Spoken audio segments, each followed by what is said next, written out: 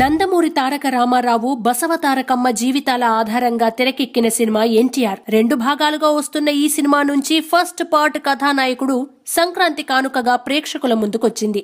బాలకృష్ణ, క్రిష్ కలయికలో వచ్చిన ఈ సినిమా మొదటి షో నుంచే డివైడ్ టాక్ తెచ్చుకుంది.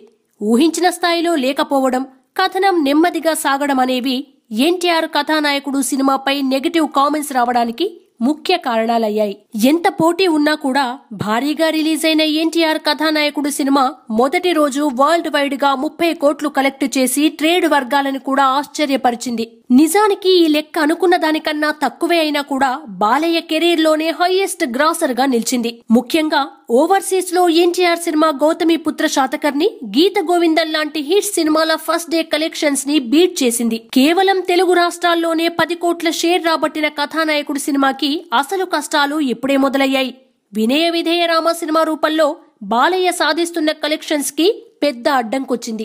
ఇప్పుడు ఈ సినిమాపై ఉన్న అంచనాలు చూస్తుంటే మొదటి 3 రోజులు వినయ విధేయ రామ జోష్ తగ్గేలా లేదు.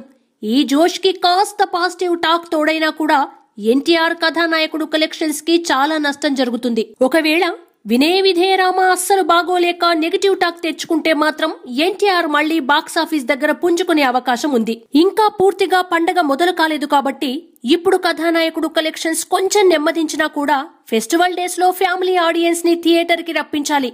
లేదంటే ఎన్టీఆర్ సినిమా భారీ నష్టాలు ఫేస్ చేసే ప్రమాదం ఉంది.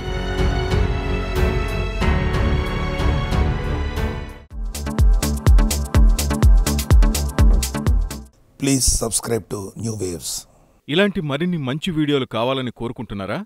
అయితే పక్కనే ఉన్న గంట సింబల్ను క్లిక్ చేయండి. అలాగే సబ్స్క్రైబ్ చేయండి.